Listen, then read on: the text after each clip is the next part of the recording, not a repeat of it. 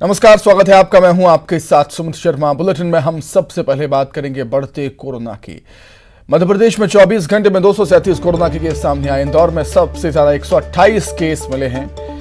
भोपाल में, राजधानी भोपाल में 45 नए केस सामने आए हैं। एक्टिव मरीजों की संख्या बढ़कर हो गई है 1542। तो मध्य प्रदेश में कोरोना का ग्राफ अब बढ़ने लगा है। बीते 24 घंटे में, पिछले 24 घंटे में 237 कोरोना के केसेस सामने आए हैं। इंदौर में सबसे ज्यादा 128 केस मिले हैं, जबकि राजधानी भोपाल में 45 केस सामने आए और इसी के साथ ही एक्टिव मरीजों की संख्या बढ़ गई हो गई है 1542।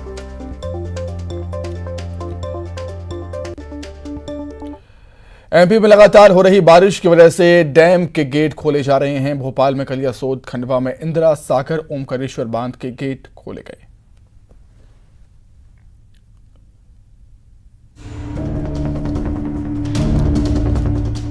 एमपी में बारिश का दौर जारी है। भोपाल में बारिश की वजह से डैम का जलस्तर बढ़ गया, लिहाजा कलियासोत डैम के गेट खोले गए। यहां एक कर डैम के 5 गेट खोल दिए गए।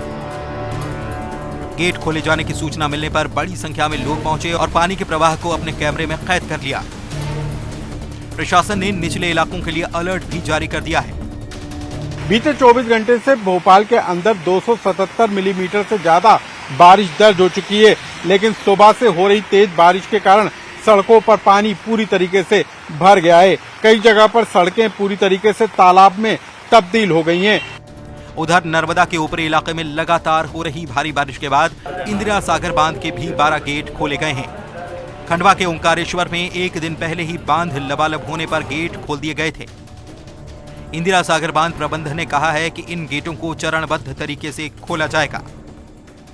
12 गेट खोले गए हैं और हम लोग अभी 2000 क्यूमेक्स पानी छोड़ रहे हैं और ये संभावना है कि अभी का जो वहाँ का इनफ्लो है हांडिया से, होशंगाबाद से, उसको देखते हुए ये हमें शायद गेट और बढ़ाने पड़ेंगे और डिस्चार्ज और बढ़ाना पड़ सकता है। बारिश की वजह से लोगों की मुसीबत जरूर बढ़ी है, लेकिन बांधों में पर्याप्त पानी भी भर चुका है। बैतूल से लापरवाही की एक और तस्वीर सामने आई है, जहां पर उफनती नदी को पार कर रहा ट्रैक्टर चालक नदी के बीच फंसी ट्रैक्टर ट्रॉली। ग्रामीणों ने फौरन ही रेस्क्यू किया। रस्सियों के सहारे चालक को उफनती नदी से बाहर निकाला गया। ट्रॉली ट्रैक्टर से अलग होकर नदी में बह गई। लगभग 1 किलोमीटर दूर ट्रॉली मिली। आठनेर थाना क्षेत्र के चिखली माल गांव की घटना है।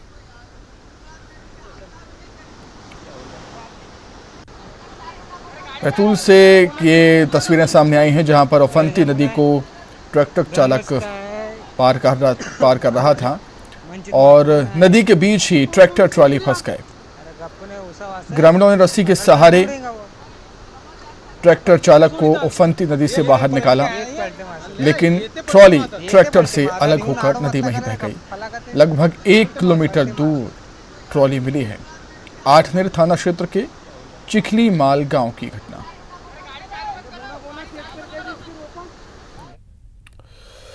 भोपाल में भदभदा डैम के सभी 11 गेट खोल दिए गए हैं। डैम में लगातार बढ़ते जलस्तर को देखते हुए सभी गेटों को खोल दिया गया। डैम के गेट खोलने के साथ ही निचली बस्तियों में अलर्ट भी जारी कर दिया गया है। अब डैम के गेट खोलने की वजह से आसपास की कॉलोनियों में जल भराव के हालात बन रहे हैं।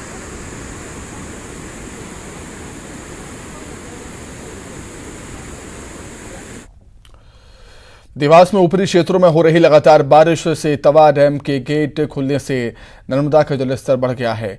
नर्मदा का पानी अभी 881 फीट तक बढ़ रहा है, जो खतरे के निशान से काफ़ी करीब है। खतरे की आहट को देखते हुए जिला प्रशासन हर हालत पर नज़र बनाए हुए है। एहतियातन निचली बस्तियों में रहने वाले कई गांवों को खाली करवा दिया गया। निमावर नदी में अभी नर्मदा का जलस्तर लगभग 881 फीट के आसपास है। 885 से 890 फीट को हम लोग खतरे के निशान से ऊपर मानते हैं। तहसीलदार और थाना प्रभारी द्वारा लगातार जो निचले इलाके हैं उसमें मुनादी कराई गई है। होमगार्ड की जो टीम है उसके 20 जवान मुस्तैद हैं। कुछ प्राइवेट जो नाव वाले हैं उनको भी हमने अधिग्रहित करके रखा हुआ है। अभी तक ऐसी कोई बाढ़ की स्थिति सामने नहीं आई है, लेकिन फिर भी हम नजर बनाए हुए हैं और लगातार हमारा पुलिस फोर्स और पूरा प्रशासन इसको निगरानी में रखा हुआ है। और हम लोग सीहोर में भारी बारिश का दौर जारी है। जिले के नसरुल्लागंज के टारसी गांव में 6 मजदूर बाढ़ में फंस गए। ये सीप नदी के किनारे श्रमिक ईंट भट्टे पर काम करने के लिए गए थे, लेकिन सैलाब में फंस गए। ग्रामीणों की मदद से इन मजदूरों को सुरक्षित बचा लिया गया। पिछले साल सीप नदी पर 3 करोड़ 74 लाख की लागत से बने बॉक्स ब्रिज में बड़े बड़े गड्ढे हो गए हैं।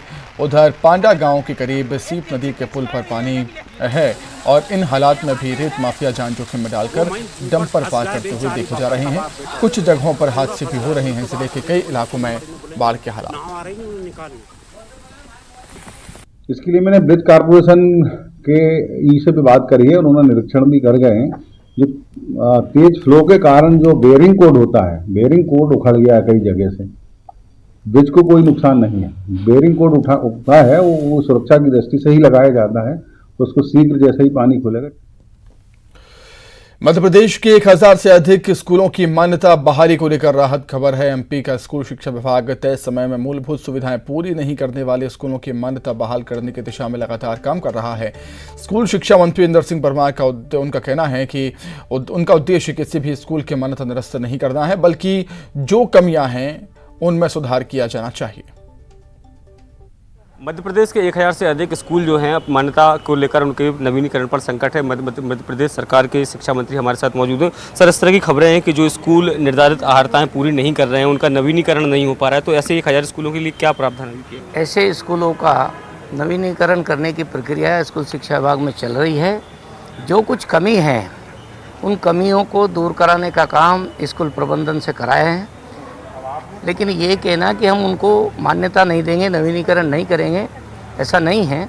जो बिल्कुल ही अव्यवस्थित है, बच्चों की सुविधाएं नहीं हैं, केवल उन कुछ एक स्कूलों को छोड़ करके हम सभी स्कूलों पे हमने कुछ समय निर्धारित करके छोटी मोटी सफाई नहीं है, शौचालय नहीं है, तो उनको हमने कहा है कि भाई इनको ठीक करो, हम उसके निरंतर करेंगे नहीं। लेकिन सर, स्कूल सेशन शुरू हो गया और ऐसे में अगर लेट मान्यता मिलती है तो कहीं ना कहीं दिक्कतें नहीं हो जाएंगी। जो लोग एडमिशन जब जब आवेदन उनने किया है, हम लगातार हमने बाकी लोगों को अनुमति दे दी है, लेकिन जिनमें कमी थी उनको भी हमने काफ़ी 2 दिन से लगातार वो करके हम निराकरण करते जा रहे हैं। 3-4 दिन में हम लगभग सब लोगों की सुनवाई करके और उनका निराकरण करेंगे। कुछ बचेंगे तो उनको जो कमी है तो उनको आगे करके। तो ये स्कूल शिक्षा मंत्री इंदर सिंह परमार जी, जिनका साफ तौर पर कहना है कि जितने भी स्कूल हैं जो अपनी निर्धारित मान्यताएं पूरी नहीं कर रहे थे, उन सबको एक एक करके मान्यताएं दी जा रही हैं ताकि आने वाले समय में वो सही ढंग से। मध्य प्रदेश में बीजेपी और कांग्रेस दोनों युवाओं को साधने में जुट गई है। एमपी में यूथ कांग्रेस जल्द ही बेरोजगार महापंचायत का आयोजन करेगी। चंद्रशेखर आजाद के जन्मदिन पर बीजेपी ने यूथ महापंचायत का आयोजन किया। सीएम शिवराज ने इस दौरान कई योजनाओं का ऐलान भी किया। माना यह जा रहा है कि बीजेपी का फोकस युवाओं पर है। उधर कांग्रेस भी युवाओं को साधने के लिए भोपाल में बेरोजगार महापंचायत का आयोजन करेगी। यूथ कांग्रेस के प्रदेश अध्यक्ष का कहना था कि जनता से जुड़े मुद्दों पर संघर्ष करने वाले युवाओं को पार्टी टिकट से भी नवाजेगी। जो सबसे बड़ी समस्या आज हमारे युवाओं की है, जो है बेरोजगारी, भ्रष्टाचार और महंगाई, इनको लेकर भी प्रदेश में आने वाले समय में बड़े बड़े आंदोलन हम तैयार करने वाले हैं। हमारा उद्देश्य है कि 2023 से पहले हर विधानसभा में सभी बेरोजगारों को हम इकट्ठा करें और एक बहुत बड़ी बेरोजगारों की महापंचायत हम भोपाल में करें। उसको लेकर हमने रणनीति बनाना शुरू कर दिया है। सबको जवाबदारियां तय कर दी गई हैं और जल्दी हर विधानसभा तक हम पहुंचने जा रहे हैं। यूथ कांग्रेस से 16 में से 4 नगर निगमों में यूथ कांग्रेस के साथियों को मौका मिला है और जहां वो हारे हैं, बहुत कम मार्जिन से हारे हैं। एक छिंदवाड़ा में हमारे यूथ कांग्रेस के साथी विक्रम आके जीते भी। और इसी पैटर्न पर कमलनाथ जी ने साफ कर दिया है कि जो जो युवा बिल्कुल अपने सर्वे में आते हैं और वो ताकत से लड़ने के लिए तैयार है, तो उनके लिए टिकट भी देंगे और उनकी लड़ाई भी लड़ेंगे। बेरोजगार महापंचायत के लिए कार्यकर्ताओं को सभी जिलों में बेरोजगारों को इकट्ठा करने के निर्देश दिए गए हैं। स्टेट एग्जीक्यूटिव की बैठक में युवाओं को टिकट देने पर भी चर्चा की गई। मध्य प्रदेश में इस बार हुए नगरीय निकाय चुनाव खासी चर्चाओं में रहे। राजनीतिक दलों ने जिस अंदाज से ताकत झोंकी, उसने विधानसभा चुनाव का एहसास करा दिया। एहसास इस बात का भी कि विधानसभा चुनाव नजदीक आ गए हैं। बात इतनी भर नहीं, कुछ और भी नया हुआ इस चुनाव में। दक्षिण भारत के एक शहर तक सीमित रही पार्टी धीरे धीरे हिंदी पट्टी में दस्तक दे रही है। रिपोर्ट देखें। मध्य प्रदेश के निकाय चुनाव में केवल कांग्रेस बीजेपी के लिए लिटमस टेस्ट नहीं थे, बल्कि इन चुनावों में बहुत कुछ नया हुआ। मसलन 2 नए सियासी दलों की एंट्री हुई। केवल एंट्री ही नहीं हुई बल्कि उपस्थिति भी दर्ज कराई। एमपी की सियासत में ये नए खिलाड़ी हैं AIMIM और आप। अब इन दलों ने संगठन को विस्तार देना भी शुरू किया है। ओवैसी की AIMIM उत्तर मध्य नरेला विधानसभा में सदस्यता अभियान चला रही है, तो भोपाल में 50 से ज्यादा कांग्रेसी कार्यकर्ताओं ने AIMIM की सदस्यता भी ली। मध्य प्रदेश का जो MIM का मिशन है, उस मिशन की शुरुआत करते हुए शहर भोपाल नरेला विधानसभा का आज हमारा सदस्यता का अभियान आज से यहाँ से शुरू हुआ है, जिसमें सैकड़ों कांग्रेस से छोड़कर आज लोग यहाँ पर आए जिन्होंने सदस्यता को ग्रहण किया है। आज लगभग 50 से 100 लोगों ने लगभग कांग्रेस छोड़कर आज सदस्यता ली है MIM की। हालांकि इससे पहले भी समाजवादी पार्टी, बहुजन समाज पार्टी जैसे क्षेत्रीय दलों ने MP में आधार बनाने की कोशिश की, लेकिन कुछ जगहों को छोड़कर असर नहीं दिखा पाए। लेकिन क्या आम आदमी पार्टी और AIMIM यानी ऑल इंडिया मजलिस इत्तेहादुल मुस्लिमीन बीजेपी कांग्रेस को कोई बड़ा डेंट दे पाएंगी? क्या कहती हैं बीजेपी कांग्रेस, सुनिए। जो मध्य प्रदेश की धारा है वो कांग्रेस और भाजपा के बीच में है और ये संतुलन कायम रहेगा। वोट कटुआ पार्टियों के रूप में समय समय पर चाहे निर्दलीय हों चाहे छोटी छोटी पार्टियां हों, वो जन्म लेती रहती हैं, लेकिन लंबे समय तक एक स्थापित राजनीतिक विपक्ष के रूप में सामने आने के लिए बहुत संघर्ष करना पड़ता है। लोकतंत्र के लिए ओवैसी जैसी पार्टी का विस्तारित होना अच्छा नहीं है कि जिस प्रकार से कांग्रेस ने हर वर्ग को, चाहे वो मुसलमान हो, चाहे वो सिख हो, ईसाई हो, अलग अलग धर्म जाति पंथ के लोग हों, लोगों को बांटने का काम किया। आज फिर ओबीसी उन्हीं के हथियार से उन्हीं को निपटाने की काम कर रहे हैं। इसलिए कांग्रेस से मोह भंग होना इस जमात का ये बताता है कि कहीं ना कहीं अपने ही हथियार से कांग्रेसी निपट रहे हैं, पिट रहे हैं। अब तक 2 दलीय राजनीति का केंद्र रहे मध्य प्रदेश की सियासत बदलने जा रही है क्या? AIMIM ने कई राज्यों में मुस्लिम मतदाताओं में अच्छी पकड़ बनाई है, जबकि आपने भी कई राज्यों में दूसरे दलों के वोट आधार में सेंध लगाई। अब MP में इनका हाल भी सपा बसपा जैसा होगा या फिर वाकई तीसरा विकल्प बनने की राह पर हैं AIMIM और आप? ये वक्त तय करेगा। Bureau report, news 18, Madhya Pradesh, Chhattisgarh. Shahjahanpur का देवराखेड़ी गांव सालों से एक पुलिया के इंतजार में है ताकि उनका जीवन बदल जाए, बड़ों और बच्चों को जान जोखिम में डालना ना पड़े। प्रशासन से गुहार के बावजूद आज तक इनकी सुनवाई नहीं हो पाई। विकास के दावों को मुंह चढ़ाती तस्वीरें देखिए आप।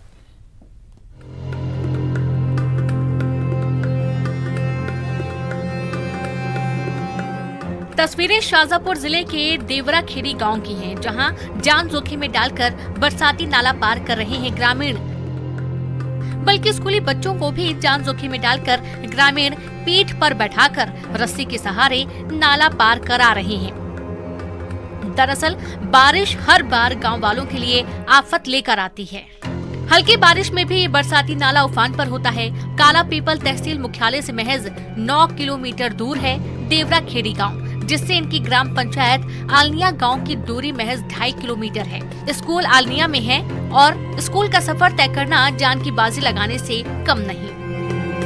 तो हमारे गांव में पुलिया की समस्या आ रही है। बच्चे तैर कर स्कूल जाते हैं, कोई बीमार हो जाता है तो बड़ी समस्या आ रही है। ना 24 घंटे की लाइट है, कुछ भी नहीं।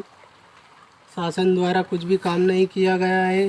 बड़ी मुश्किलों का सामना करना पड़ रहा है हमको।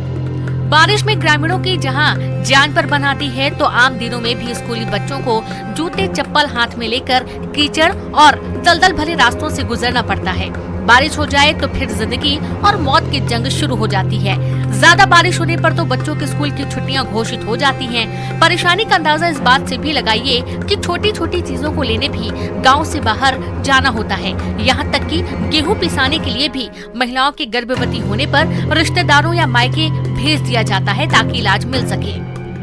ये देखो सारी दूर पानी पानी हो रही है चारों तरफ। अब हम गोंडा गए ना तो पुलिया की सुविधा ना किधर जाने का रास्ता है और ना 24 घंटा वाली लाइट है। अब लाइट बिल्कुल सफा बंद हो चुकी है और ना कोई पुलिया है, ना किसी गांव से जाने के लिए संपर्क जोड़ने के लिए, गांव से बाहर जाने के लिए भी रास्ता नहीं है। अब हम गुंडा चुके हैं पानी में। 200 लोगों की आबादी वाले इस गांव में न आने जाने के लिए रास्ता है और न ही बिजली आती है। सालों से बरसाती नाले पर पुलिया बनाने की मांग गांव वाले कर रहे हैं, लेकिन आज तक सुनवाई नहीं हुई। आशा यही है कि विकास के बड़े बड़े दावों के बीच इन तस्वीरों पर शायद प्रशासन की नजर पड़े और इनका जीवन बदल जाए। शाजापुर से सुनील हंचूरिया के साथ bureau report, news 18, Madhya Pradesh, Chhattisgarh. वहीं खरगोन का एक ऐसा गांव भी है जो बारिश के दौरान आसपास के इलाकों से कट जाता है। वजह है आजादी के बाद से यहां पर पुल नहीं बन पाया। खेती किसानी पर निर्भर भरसेन गांव वाले आज भी जान जोखिम में डालने को मजबूर हैं। देखिए रिपोर्ट में। पीछे देख सकते हैं आप, ये बसनेर गांव है। देवली से लोग आ रहे हैं और जान जोखिम में लेकर आ रहे हैं और ये विकास की तस्वीर दिखाई दे रही है।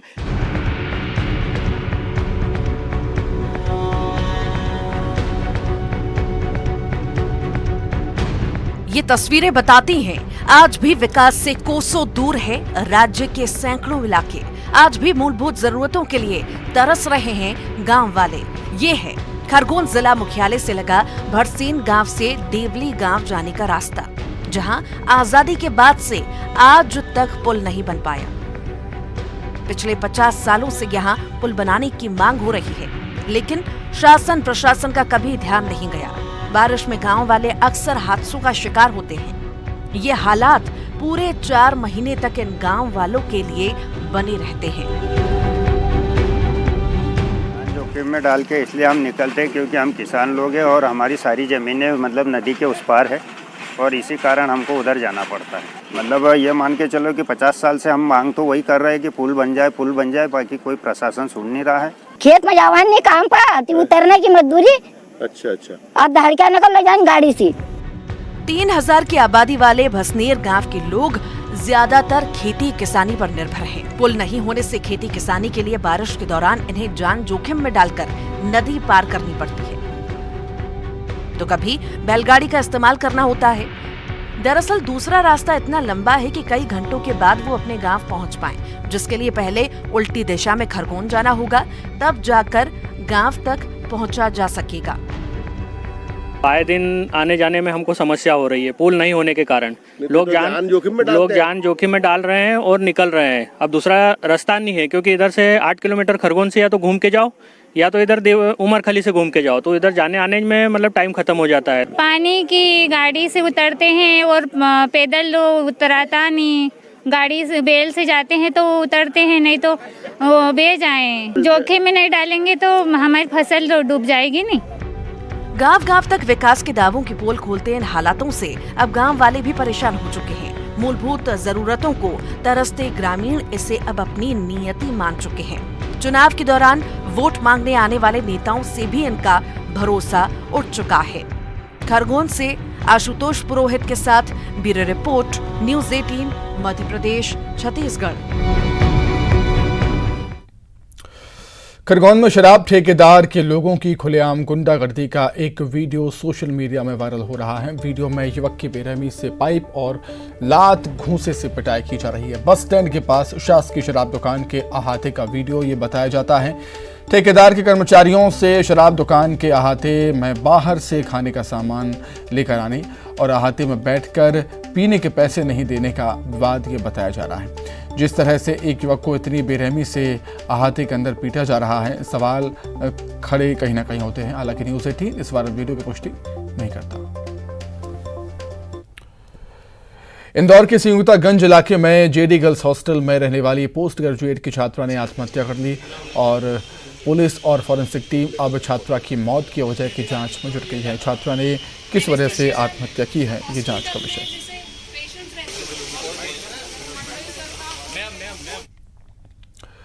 देश के पहले सशस्त्र क्रांति के नायक कुंवर जैन सिंह की 198वीं पुण्यतिथि के मौके पर सीहोर के दशहरा मैदान में राज्य शासन की ओर से गार्ड ऑफ ऑनर दिया गया।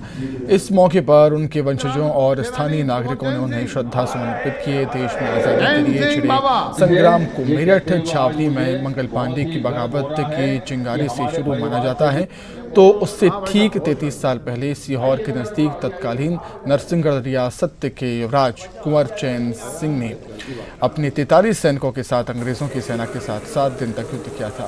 स्वतंत्रता के इतिहास में अमर शहीद कुंवर जैन सिंह की शहादत स्वर्णिम अक्षरों में दर्ज है।